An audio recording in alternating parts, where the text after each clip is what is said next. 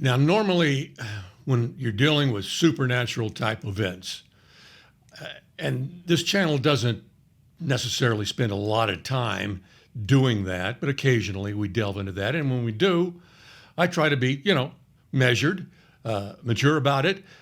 I was watching Repo Man 64 earlier today, and he's calm, he's mature, he's even handed, presents some evidence and says, hey, let's take a look at this. This could be important. And that's normally how I go about my work here as well. But with what I'm going to show you today, I'm putting that aside. I'm going to be more like Paul Begley going apoplectic about a rain shower that dumps a half an inch of rain in Singapore. Okay, just because just this morning at 4 a.m., it wasn't anything, anybody, I didn't get a message, didn't get anything said to my head, inside my head, a thought or a dream, but it is a series of events that led me to have a, oh my gosh, moment this morning when I realized something right in front of me had been speaking to me and I hadn't been listening. And I realized this is unbelievable, okay? This is chilling. And I just laid there this morning and I thought, I'm stunned that he would do this through this channel. It's still, that's baffling. But then again, this is a tiny little channel, but he's not a respecter of persons, as they say, and he doesn't, he's not impressed by big numbers, small numbers of subscribers and views and thumbs. Where his people are, he's interested, okay? And what I'm going to show you is going to be a wow moment. Now, we don't do this to have wow moments. We do this because he said, watch, read the signs, wait for me, be looking for me, and in the process of doing all of that, there will be a wow moment.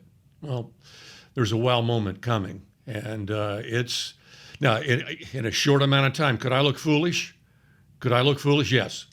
But if I withheld this information from you, there would be no reason in heaven why God would ever send more information my way or put me in the path of someone who has information to make sure I heard it. There'd be no reason. He would say, you're irresponsible. You were so worried about your own pride and protecting your own reputation. I gave you something special and you didn't release it. So I'm releasing it. I want him to know, you give me something, I'm releasing it. And if I look stupid, I probably already do. So it's no big deal. And when you're retired and you're my age, you just don't give a flip like you used to when it comes to stuff like that. So that's good. It's a perfect combination. Now, before I get into it, let me answer just a question up front. Why is he doing something so spectacular? Because this information, if it's from him, and I obviously believe that it is, or I wouldn't be having this kind of emergency video, because I really haven't had a chance to really square up my thoughts and how I'm going to present this to you. We're just going to go, okay? But why would he do something like this? It's because of the time that we're in. Let me spend a minute and a half on this, and then we'll get right into it. If you had a map open and you zoomed out to where not even the interstates are viewable, you're at the very highest, if you go one more, you're out of the map. Let's do that to the book of Revelation. Let's pull back from all the detail. Let's get the highest view possible. Let's pull back to get the meta point. What is the broadest range point the book of Revelation is initially making to us? That's a good way of attacking the book of Revelation in the first place. What is its initial purpose when you're viewing it at 40,000 feet? No details, just the overview. The overview is this: Jesus sent letters to the church on the earth at the time of testing is about to begin. He's almost playing the part of a process server. You've been served. Have you ever been sued? If you've had some court action made against you, a process server has tracked you down, called you by name, and said, you've been served. And now you're it. You can't not respond. You can't just tear it up. I get that. You have to respond. And that's what he's doing. In those letters, he is telling the church on the earth just before the hour of testing is about to begin. He is telling them there's a way of escaping what is coming, and there's a way to go through it. And he goes to the churches, and he pretty much tells them where they stand. And then he explains the hour of testing that is coming on the world. And then in the last chapter, he comes back in, and now we're back to the church moment. He says, I, Jesus, have sent my angel to testify of these things to the churches. The book of Revelation is to the churches on earth just before the hour of testing begins. Well, why just them? You're telling me that all the people who read it, it wasn't for them? Was Exodus for you? Were you making bricks without straw for the Egyptian? No, but we can all learn from the parts of the Bible that weren't directly to us. This is directly to us. Why? There are more people on planet Earth right now who self-identify as Christians than who have ever lived.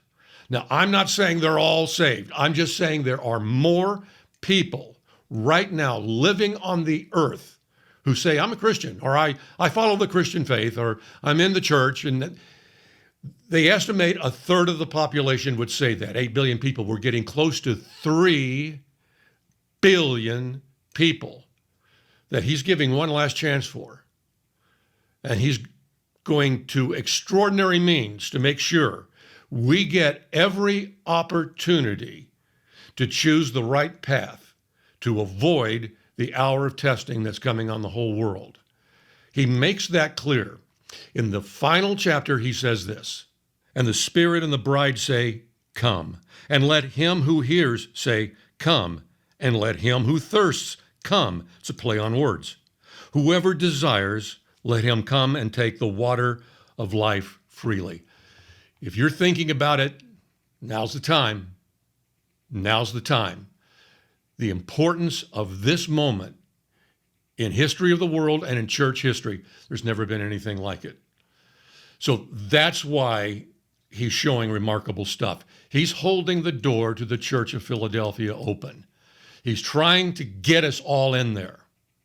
And he's being very direct, as you'll see. And I think what he showed me, what he led me to see this morning at 4 a.m. is the reason this channel was formed in the first place. It's that direct, it's that enormous. So here goes. I'm going to try and do this in a way that is organized, but there's a lot of moving parts. So I'll go through them in the way basically that I experienced them. So it started with Lori's dream. Okay, let's start there. That was the genesis of this whole thing. She had an interesting dream. I read the comment. I saw the thing about the Titans versus the Giants, and the Titans and the Giants were playing on the day that she believed the dream was pointing to. Is that from God? It's interesting. Is that from God? And then I asked him, okay, look, I don't want to, if it's from you, it's important. If it's not from you, so I won't do a video on it unless you give me confirmation. A few minutes later, I think he gave me confirmation. I'm still not sure. Then I get another bit of confirmation, and now I'm trapped. I go, okay, I got to do it. And I did the video, all right? Not because I absolutely didn't want to, but I was unsure. Dreams are spotty at best, but it's an approved delivery system. He says he will send dreams. If the comment had been from somebody under the video and it had said, hey, Stan, friend and I were fooling around on the Ouija board the other night, and it said something interesting. I wouldn't even look at what they said. I'm not interested in what the enemy is saying. I hope I can, whatever time is left for us, I hope it's free of iPad Go 2. Don't you want to know what the enemy is doing? Do you think anything that comes out of the enemy's mouth is telling you the truth? He's the father of lies. I know what the enemy is going to do. I read Revelation. It tells me. Anyway, where was I? I was talking about, okay, so the dream is presented, and I present the dream to you guys. And we talk about it, and we try to be even-handed, and, well, let's wait and see. And we talk about a 3-2-1, because 321 was also a theme in her dreams. And I said, that may be a countdown, and maybe the dream is saying that something is going to happen on September 11th, or maybe it's saying it's the beginning of a countdown. And then a guy came along and said, Stan, I heard your countdown. I counted it down to the Feast of Trumpets on the new moon of September 25th. It's a possibility. He said, here's another possibility.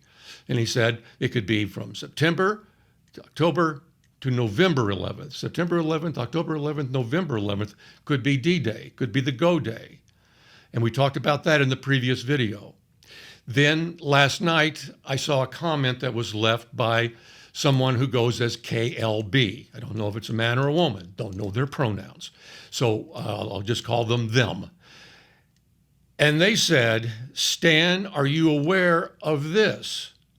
And they then showed me what this was. And it was very interesting. And I said, no, I'm not aware of that, but I thank you that I am now, because it was fascinating. And right then and there, I should have gotten it. Right then and there, I should have gotten it, but I didn't. Now, I haven't told you something, and I'm about to tell you that something, okay, that enters big time into this. And I'll try and explain why I didn't tell you. So this morning, I wake up at 3:34, not unusual. And I'm going to be awake, I know, for at least an hour, and then I'll try and get back to sleep. And I thought, hey, KLB, that was very interesting. I want to confirm that his facts are right. I knew he wasn't lying or she wasn't lying, but maybe they, made an error. I checked. They had not made an error. It was true what they were saying. And so it was about, it's about the month of, I'll give it the Anglo-Saxon, interpretation or pronunciation, Cheshvan. But I think it's Heshvan. It's the month on the Jewish calendar. And it's kind of like Hanukkah that begins with CH, but you pronounce it Hanukkah, and you do that growl at the back of your throat. I'm going to call it Heshvan, okay? But it's Cheshvan. And he had some information about Heshvan 17, which is the day that the flood began. Now, he had something interesting to say about it, or she had interesting to say about it. So it was confirmed what they said, but then I wanted to see exactly the Bible verse. And I knew that God didn't call that month Heshvan. He would refer to it as a number. So I tracked it down because I didn't know exactly. I'm terrible about where verses are in the Old Testament. Much better in the New Testament, not that good in the Old Testament. So I tracked it down, and here's the verse. In the 600th year of Noah's life, in the second month, the 17th day of the month, on that day all the fountains of the great deep were broken up, and the windows of heaven were opened. Okay, that's the verse where it describes the beginning of the flood. A moment has to be spent, because some of you are going to say, or you're going to look at the Jewish calendar if you don't already know, and say, but wait a second, Heshvan, isn't it the 8th month, not the 2nd month?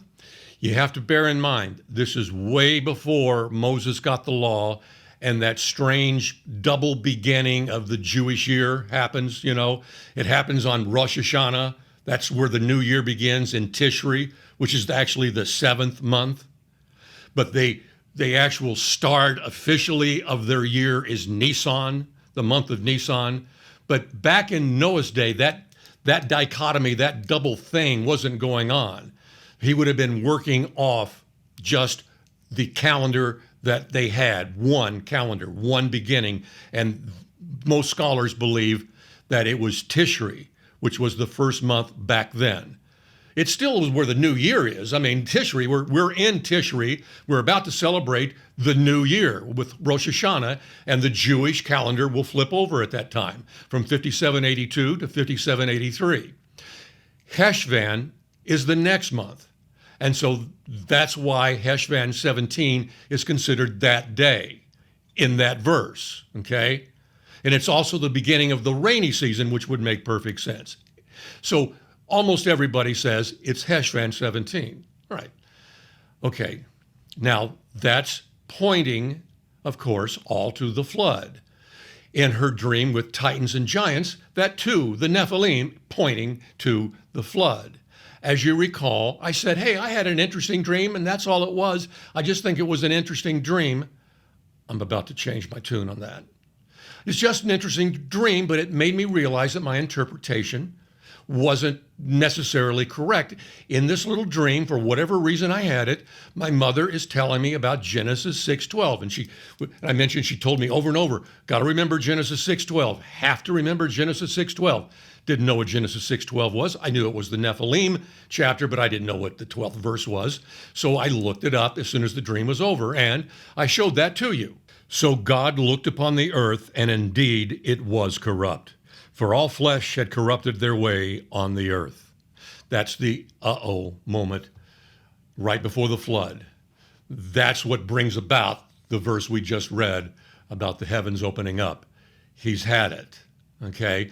And I was pointing out that maybe that's what's going on with Lori's dream, that God is telling us that we've reached that point, okay? So that's where we stood until now. So there was something else in the dream I didn't tell you happened. And there's a reason I came that close to telling you. But I didn't tell you, and I think why I didn't tell you is before I do any of these videos, I make one last prayer and I say, God, help me to leave out anything I should leave out and help me to put in anything I should put in. I am so glad if he acted upon that and caused me not to tell you the other thing, because if I had told you then, I would not have understood it, as you'll see. Now I do, and now I believe it's appropriate that I do tell you the other part of that dream. And what made me lay there in bed just shaking my head going, he sent me a dream. That wasn't just some frivolous dream. And it took people inside the channel to kind of lead me and guide me, whether they knew it or not, to get to this point. So in the dream, what my mother truly said was, set the clock for 7:11. That will remind me of Genesis 6:12. Set the clock for 7:11. Over and over. That will remind me of Genesis 6:12. In other words, when the clock alarm would go off, immediately she would think of Genesis 6:12. God has had it. And so when I woke up from that dream, I thought, set the clock for 7:11. Why didn't she say 9:11? That would have been perfect. Oh my goodness, I would have been perfect. She said 7:11. I couldn't figure out what the meaning was. I looked up Genesis 6:12, and that's real clear what it's saying. Why did she say 7:11? And then a few days later, I thought, well, wait a minute. Could she have been saying on the month named 7, on the 11th day of the month named 7, that would also be pointing to September 11th. That's kind of what I was thinking, okay? And maybe that part of that is true. I don't know. And that's why I was thinking about bringing it up, and at the last second, I didn't. For whatever reason, I didn't. Okay. And this morning, all right, stay with me. And this morning, when I saw this verse, that one right there, that's Genesis 7:11. Okay?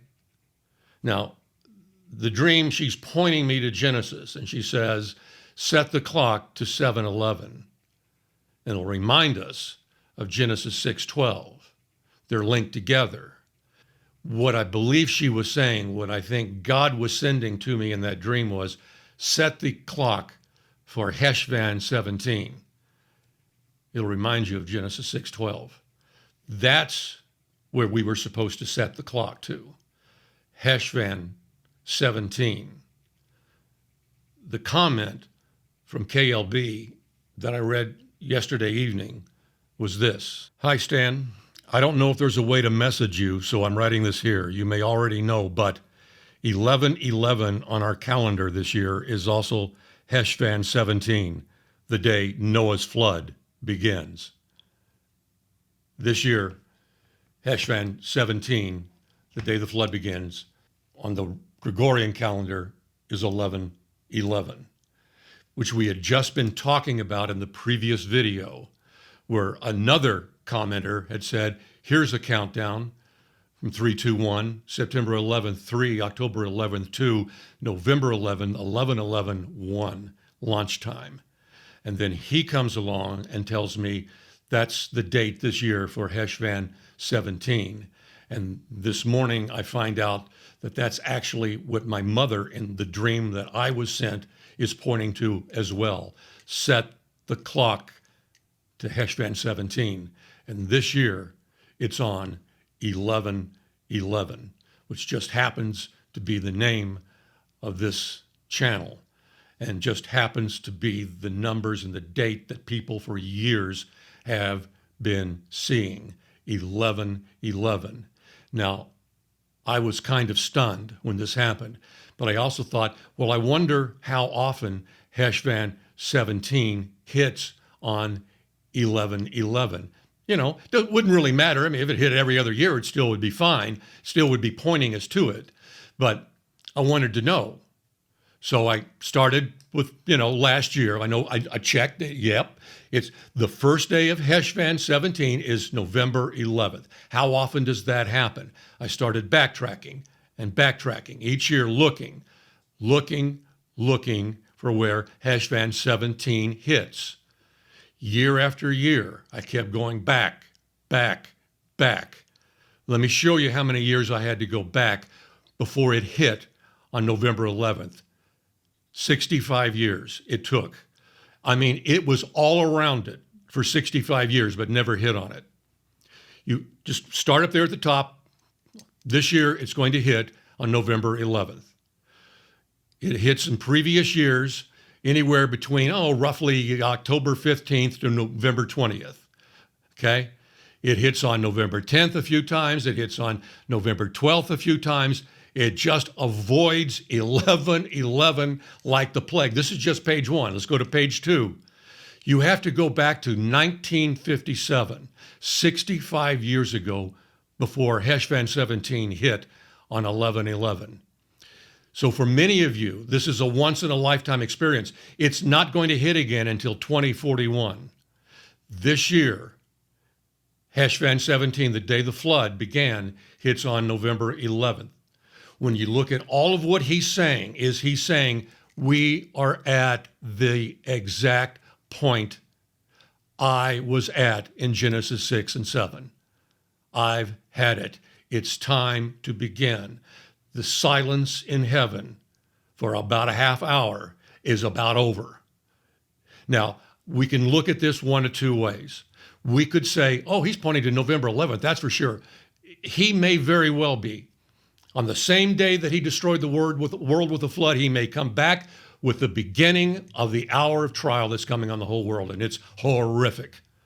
He may do that. He did that with the destruction of the temple, and that's why the Jews celebrate the 9th of Av, because they both were destroyed. Even though the second temple was more destroyed on the 10th, its fate was settled on the evening of the 9th of Av by Titus, when he decided there's no other way, I have to destroy the temple. It was set in stone, and the first temple was also destroyed on that day. So there is precedent for God repeating great events on the same date. It may be, or it may be this. He's using 11/11 to point to, now he's not using Heshvan 17 to point to 11/11, it's the other way around. He's using 11/11 to point us to Heshvan 17, saying, I'm ready for it. This is now. He led us to the countdown to 11/11, and now the countdown leads us to Heshvan 17, which is, he's saying, I've had it, and it's time for the destruction to begin. That could happen this month. So don't think completely that he's pointing to 11/11 solely. Leave it open to Maybe he's just saying right now, on planet Earth in 2022, he's ready to begin. It's about to begin. And I think that's how we should go forward. We're living in extraordinary times. We know that. The church is deaf and dumb. That's probably politically incorrect thing to say these days, but that's what they remind me of. They're completely asleep on this topic. And he's sending out extraordinary information to those who are watching. And he used a number of people in this tiny little channel to bring this about, because I wouldn't have gotten there without Lori, without the guy who I can't find, who gave the countdown to November 11th, and KLB, who put the icing on the cake last night, that made me see that my mother's dream had more information in it than I first thought. I now believe he gave me that dream. Will I look foolish on November 12th? Don't care, because it's a powerful moment that we all live in. We know it's near. I think he's being more direct than ever. Let's continue to watch and continue to say to one another, God bless you, brothers and sisters.